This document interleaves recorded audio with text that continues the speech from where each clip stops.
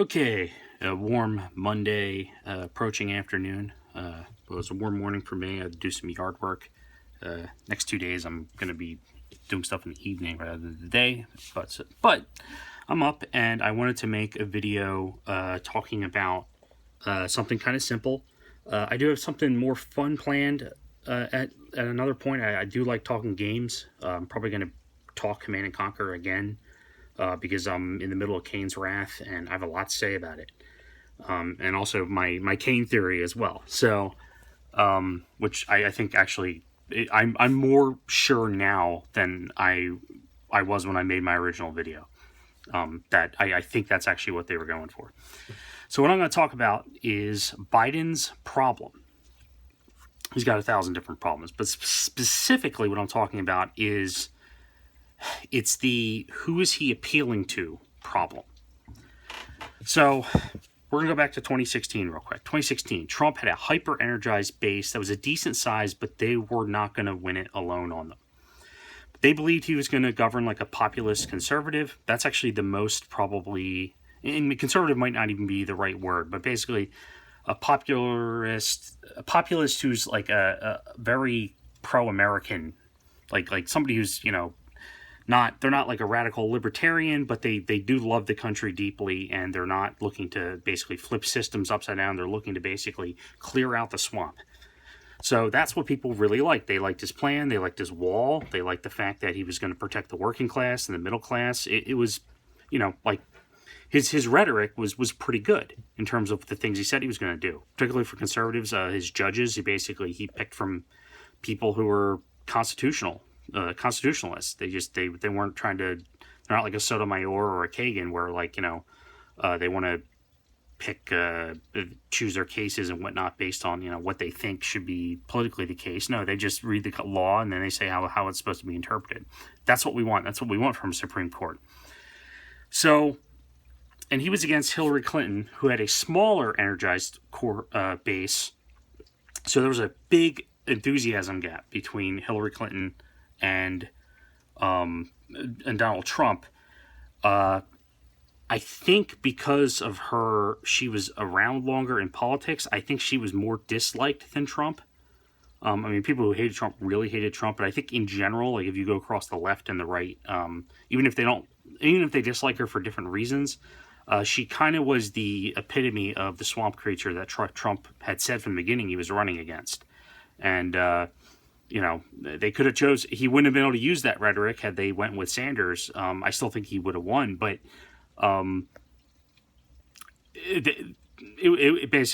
looking back, it's not as surprising that he won the way he did as it kind of felt at the time when it happened. Now, there was two groups of Trump supporters in 2016. There were ones who hoped he would do what he said, and that he wouldn't go back to he wouldn't become a neoliberal business dem like the people he had donated to. They said, hey, he's saying these things. He said similar stuff in the past. Okay, he's kind of he's a little sleazy because he's a big business guy and he was cozying up to New York politicians to get favors. But we hope he means what he says and that he's going to actually rule in a way, now that he doesn't have to answer to anybody, that we like. The kind of independence. Basically he gets to assert himself as his own man and not basically not have to grease anybody's palms to get things done right. Okay?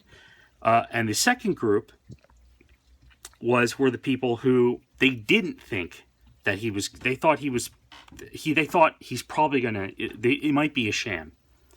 They don't trust him. But enough of those people, especially when they saw his judge list and they also saw the alternative, which was Hillary Clinton, basically we can have somebody who we think's lying to us, but if they're not lying to us, it works out. Or we can have somebody who is, we know, basically everything she said, like nothing she does, whether she goes further left or does even exactly what she's saying, none of it is good for the country. So those people turned up, and basically most of them, and we know it was most of that crowd, voted for Donald Trump. They decided, you know what? I was in that crowd. I had a lot of doubts, and basically Thomas Sowell convinced me. He said, "Look, his judge list is really good. If he sticks to that, at least the Supreme Court will be in decent shape. we're a pretty resilient country. Basically, we're not going to go to war with the Russians over Syria like Hillary Clinton wants to do, and we're if we get the judges we need in the basically Supreme Court, that's at least something. We walk away with something, because if you put Hillary in there, the consequences long term, especially with the judge appointments, is going to be far worse than taking the risk with Trump. It's not that we were happy. Johnson's campaign had exploded. There was really no other option. So I went and I voted for Trump based on that logic. I said, you know what, do I believe this is going to be a good thing? No, but it's basically just a middle finger. It's like, whatever. 4 years later, the people who cast the vote for Trump, who were in that not so sure he was going to govern conservatively camp, the vast majority of us are sold. If you look at the approval rating of Donald Trump in the Republican Party, now granted, that doesn't represent his entire voting base because he's a big chunk in the middle as well. But in terms of the Republican Party, basically he's got like a 96+% approval rating, and he did not have that when he was nominated back in mid 2016 when he was the candidate going forward. I mean, do you remember Ted Cruz even? Who was the number 2, who almost won it? He said, vote your conscience. Because he didn't believe. I didn't believe. I felt exactly like the way Ted Cruz felt. Ted Cruz was I ended up voting for him in the primary. Because I just didn't trust that Trump was going to do what he said he was going to do. But I wanted Rand Paul, but he absolutely botched his campaign early on, and he basically made himself... I don't know why he does that. He's like says all these really good things, and then he just like when it comes time to actually like appeal to people, he just I don't know. Rand, you need a campaign advisor, and you need a muzzle more than Trump needs a muzzle, because when Trump goes off, it's endearing and funny to people. When you say stuff, sometimes you don't. You'll tell the truth, but you won't focus on how the messaging is delivered, and then that causes people to basically easily attack you. You scare people away. You scare conservatives away. You scare libertarians away sometimes. I really like Rand Paul. I like his opinion on spending and the Fed. I've warmed to his basically foreign policy opinions. I think he's come around a lot to the middle. He seems to be working really well with Trump. Trump, basically, he can always talk to him. All right, whatever. Getting off topic. Hillary's base was basically, the way the far left looked at it was guaranteed neoliberalism and corruption, and that was not something the far left wanted. Although, so basically, like she would pander, but it was very much like a Clintonian, like she didn't prop up Sanders. She basically made him bend the knee. She didn't do as many things. Like she wasn't just like openly having communists support her. There was no AOC. There wasn't this. It was just all how wonderful they said Hillary Clinton was, and that did not serenade the far left. Because as far as the far left was concerned, they looked at Trump and looked at Hillary Clinton. They say Trump, he's probably completely full of shit on this conservative stuff. I bet he's going to, he's going to probably just be like a neolib, so he's going to be just like Hillary Clinton, only Clinton's even more corrupt. So they might have found Trump distasteful, but Hillary Clinton, way more corrupt, like on paper. She's got a history of basically hurting them in their name. So she was despised. So the far left, basically, they stayed home. They didn't trust Clinton. And they didn't think that there would be a difference between Clinton and Trump, because they felt that Trump was probably just going to be a neolib. So they stayed home. And basically what happened is Trump smashed it. He absolutely did amazing. And the places he won, he handily won. California, I guess, being the example, but they were like ballot harvesting, so who the hell knows whether that counts legitimate. What are we looking at now? So how does this tie into Joe Biden? Trump's got an advantage. Basically, not only just the incumbent advantage, he's ruled in the way, for the most part, of the way he said he was going to rule. Despite what Ann Coulter says, he's been very good on the wall and the military rebuilding, as well as tax reform. He did lower our taxes, and he said he wants to lower it more. And I'm like, that's good, because our economy needs it, because we're suffering. His spending hasn't been great. That's probably the one place I think he has had shortcomings. But honestly, it's with, when you have basically a Democrat-controlled House, and you have the Republicans in the House and Senate who are just completely inept, and they rule like neolibs where they just spend and spend and spend. He's kind of he took what he could get. Basically, he made some fundamental changes. He chopped down some agencies, and his strategy was like, look, he didn't think he could get Congress to stop spending, but he might be able to do things to grow the economy to make it where that basically that deficit isn't as important. I wish he had laid the hammer down a little more, but he's a busy guy, and also you can't argue with the fact that the rate in which the economy was expanding was great. So it was offsetting a good amount of that extra spending that was going on. Now, not so much because of the coronavirus, and we actually retracted. But for the most part, was he perfect? Did he make the hardcore no spend libertarians super happy? Not really. Did he make conservatives happy by at least expanding and growing the economy enough where it can compensate for some of that extra spending? Yes, that was definitely good. And also, he did build the wall. He did rearm the military, and there's good things he did. Let me see. His judge selections were on point, and not just the Supreme Court judges, his federal judges. He's basically completely routed out the activists almost. He's put more judges in positions that were vacant for a long time. Basically, we had a shortage of judges, federal judges, and he basically just went and he said, okay, who rules by the Constitution? Who's not a political activist? And those are the people he pushed through. And the Dems hated it. They've been dragging out the nomination process, which means he's doing good. If they're willing to basically make it as miserable as hell to try to get these people through, that means you're probably picking somebody who's pretty good. For these reasons, his core fan base and people, in terms of people who are going to vote for him with confidence, saying, I want more of that, that's grown exponentially since 2016. I'm a good example. Total skeptic.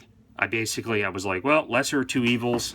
There's a chance Trump will do well. There's a chance he'll govern in a way I find okay. I didn't like his style. I didn't like his mouth. It grew on me, to be honest. But his overall policy, his overall governing, pretty good.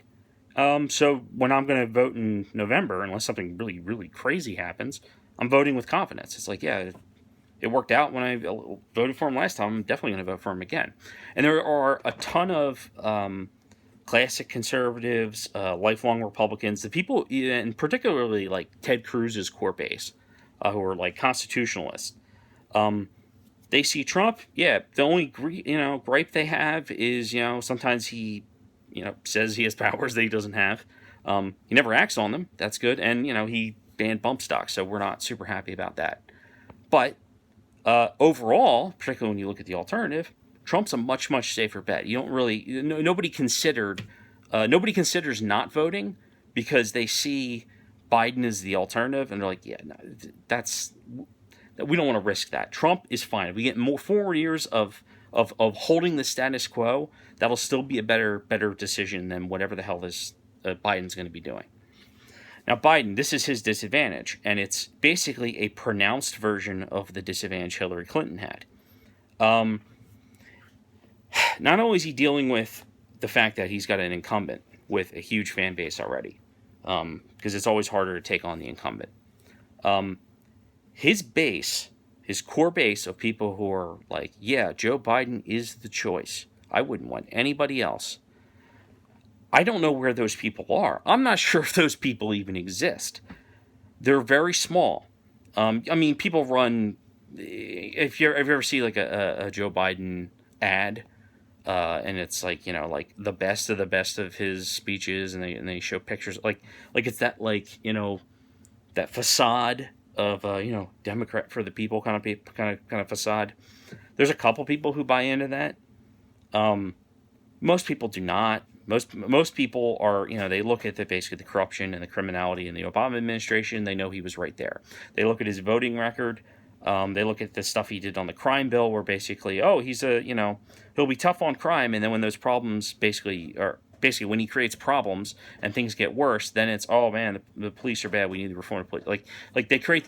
He's part of the cycle of grow the government, create more problems, and then try to grow the government again to fix those problems. Conservatives, we hate that. We don't like him. We also realize he has dementia.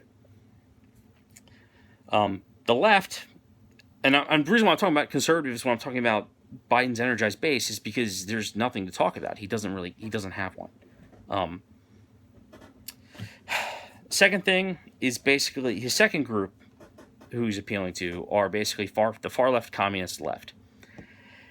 He's basically, what they're hoping is that he'll rule like a commie leftist, and he'll feign. He's doing this whole moderate shtick, because he's all over the place. So when he does the moderate neolib shtick, like his ads and stuff, they're hoping that he's lying to them. They're actually hoping he's lying to him. So unlike Donald Trump, where we were hoping he was telling the truth, they're actually hoping he's lying.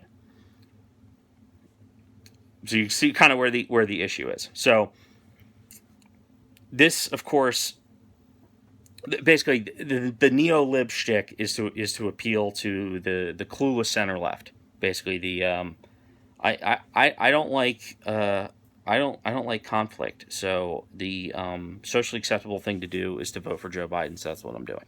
That's the center left, and he's trying to get those people. But it's basically the far left. They're pretty sure he's going to probably just be typical neo-lib. He's not going to give them what they want. But he's got another side of this, because he's scaring away the neo-left center, the neo-lib center, because he's appealing. He's bringing in like people with super far left positions, and he's adopting some on paper that are far left positions. Notice how he doesn't say things that are super far left, because they know the clip will go viral. He puts it in his platform on his website. Basically bringing in AOC, Sanders. They're communists. I mean, Sanders is a communist. He's not a democratic socialist. He's a communist. Everything he wants is basically he wants to make the Soviet Union in the United States, because he thinks he's smart enough to control everything. AOC, not much going on upstairs. She's just a communist mouthpiece. But they're very powerful, and they're very popular. So what the people in the center who are still voting for him, what they're hoping is that, okay, he's bringing in AOC and he's bringing in Sanders, and he's writing down their policies and adopting their policies, but he's not actually going to do this far left insanity, like, the Green New Deal and abolishing police and all this other stuff that they want. They're hoping he's lying to the far left, and then he's going to rule more like Barack Obama did. Where, in some cases actually less left-wing than Barack Obama did. So now you see the problem. Both sides are hoping that Joe Biden, both sides of this of his voter base are hoping that Biden is lying to the other side. That's the complete. It's like a mirror image of basically Trump, the Trump-Clinton issue, where basically people hoped Trump was telling the truth, where people hoped Trump was telling the truth. They're actually both hoping that they're basically half of his base is going to be disappointed. Suppose he is elected. By 2024, half of his voting base is going to hate him, because he's lied to one half of them. There's no way he's done. He can't do both things at the same time. You can't do neo-lib and communist stuff at the same time. They have things in common, but like in terms of like actual structure, the change that the far left is looking for, it's basically you either do it or you don't. And if he doesn't do it, the far left is going to be extremely upset. So anybody who voted for him who was on the far left, who thought he was actually going to take Sanders and AOC to heart.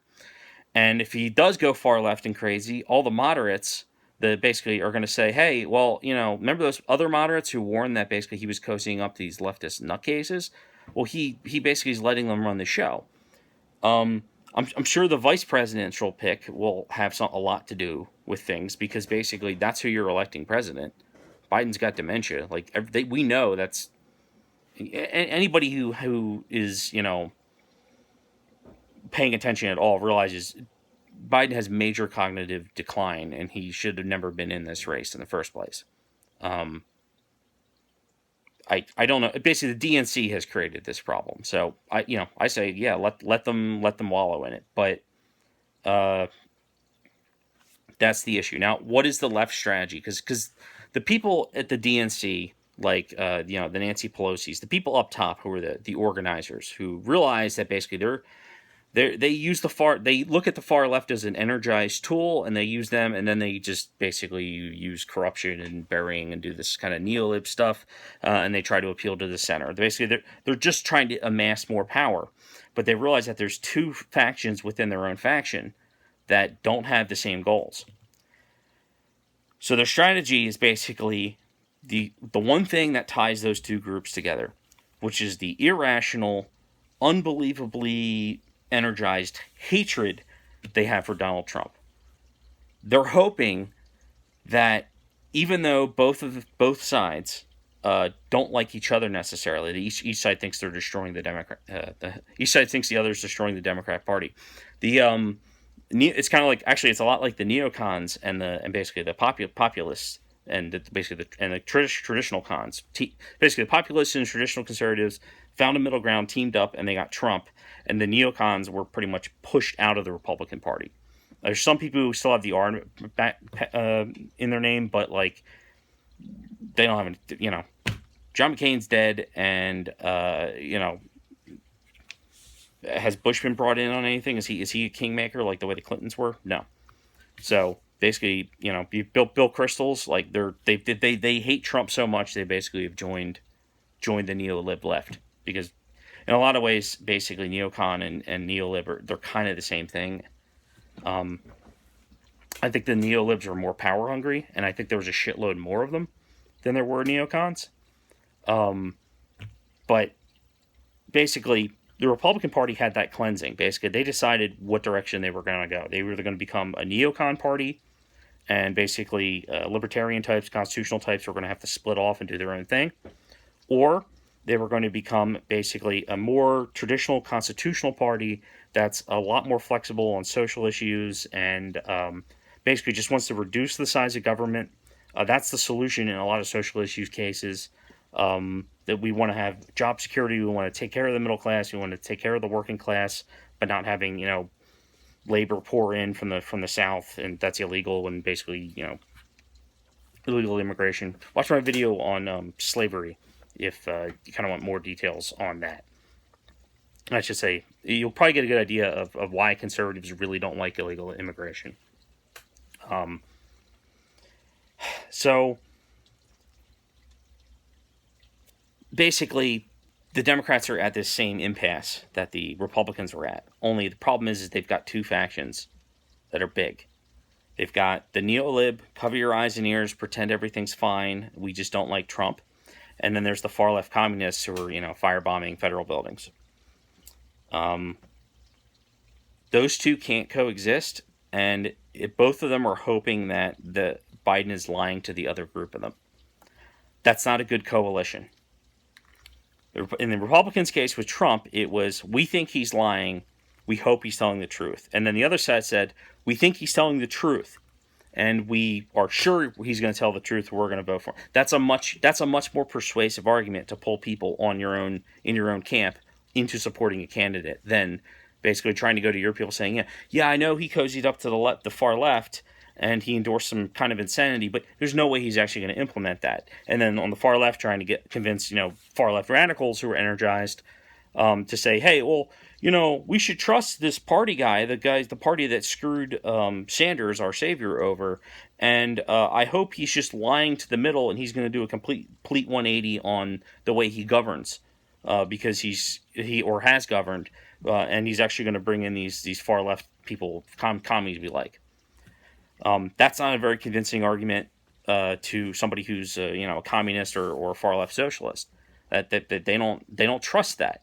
They don't believe, they're saying, so he's going to betray everything he has stood for, and he's going to pander to us, and then basically like we have to just hope that he takes us seriously,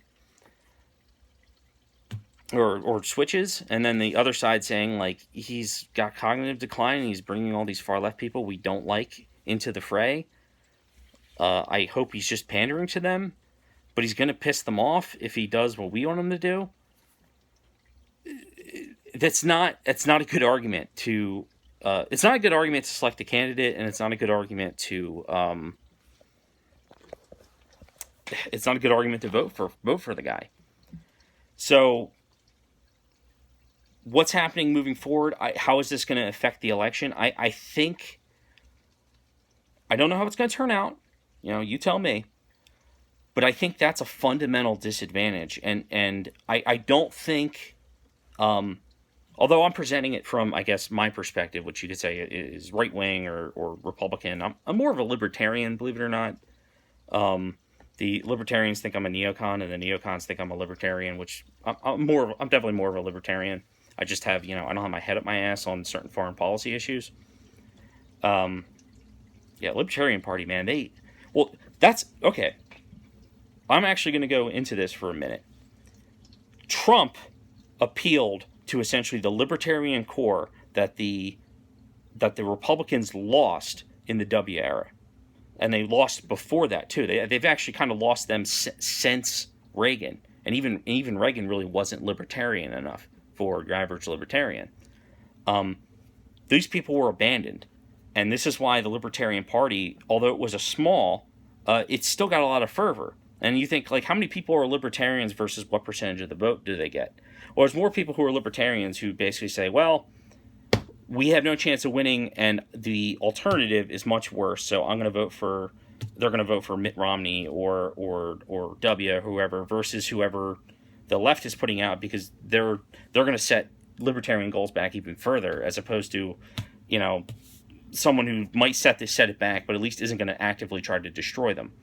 So that 1% libertarian vote that they get, that's not all the libertarians out there, because enough of them are kind of swayed by the basically lesser of two evils argument and end up voting for the Republican. Sometimes they end up voting for the Democrat, like basically the stuff Obama ran on in 2008, and he didn't get really those people in as much so in 2012. But what happened now is that Trump's in. And because Trump is in charge of the Republican Party, effectively, he's the leader. And the Trumpian era is here for the GOP. It's a lot like when Teddy Roosevelt came in. We've booted the neolibs out. We've booted the people out who the center hate, and we've booted out the people who the left basically points at us and stereotypes us and pretends that we are, who really don't represent us. Because they're basically power thirsty, and once it's crazy. They campaign like rock-ribbed conservatives, and then they get to Washington, and it's like they're part of the power club, and it's like dealing with the elite.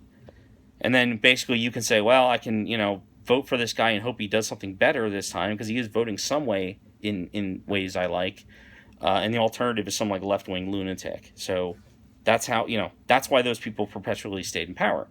We have broken that cycle. As a Republican Party, we have broken that cycle. And strongly thanks to basically libertarians who came in, strongly thanks to Donald Trump. So now what's happened is that these libertarians who were disaffected by the Republican Party in years past now go, okay, I can tolerate Trump. And not only that, the ideological conversations we're having with Republicans, since the neolibs are out of the picture, particularly, like the wars are out of the picture. Everybody's kind of on the same page with that in the GOP. Very Nixon-esque, actually. The libertarians have come back, and they've enriched the party. I can say to a libertarian, yeah, I'm voting for Trump. And they're going to say, okay, even if they're not doing it, it's like, well, he does share a lot of their same values. He hasn't started new wars. He hasn't really done anything to expand the drug war. In fact, they're looking into winding it down. Gay marriage stuff, he just threw his hands up. He's the only president who entered office supporting gay marriage. Only president. And that, and those bigoted people on the right, they voted for him because that fight was over, and we prefer that the government be not involved with marriage at all, just enforce contract. So maybe there is more reform that can happen. We definitely want to have a strong families, but we realize that's mostly on the population. That's mostly on us. And if the government gets its hands in it, it's going to be a mess. So marriage rates have collapsed, and divorce has been an absolute nightmare. The more that basically since marriage licenses have become a thing, because marriage license wasn't always a thing, but now that it is a thing, our divorce rate is ridiculous. And it's like, if you were gay, why would you want to participate in that? That's, really, you want the same problems that we have?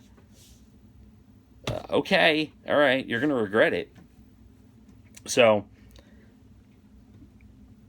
excuse me. Basically, my point is, Trump's expanded his tent. Biden has 2 tents. One's a little bigger than the other, and we're not really sure how big they are combined.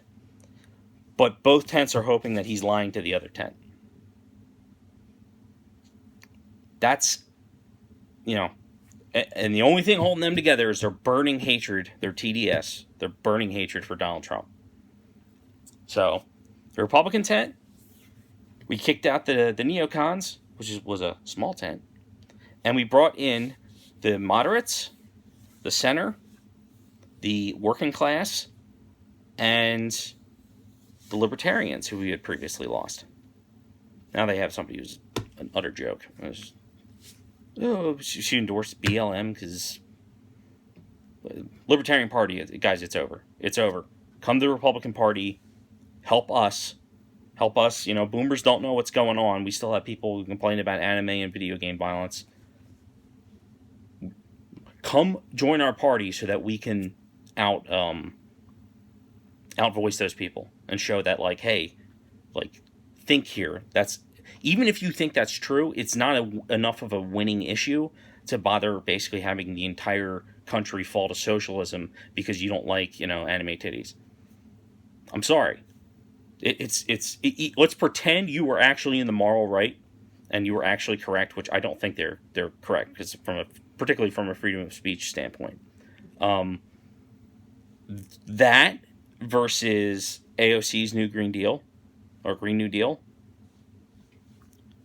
Priorities, pal, And we don't have a lot of those people anymore. But when we do have them, it makes the rounds. And everybody points, when somebody is super anti-gay, not just pro-traditional marriage or pro-family, but actually bigoted, that person sticks out like a sore thumb, and they are made an example of, and they're paraded all over social media. And even if they didn't do anything, it just mere accusations of racism or bigotry of any sort towards any other group, anything that's stereotypical conservative, like 90s Evangela mom, what they call them, I guess they're calling them now 90s Karens, moral busybodies.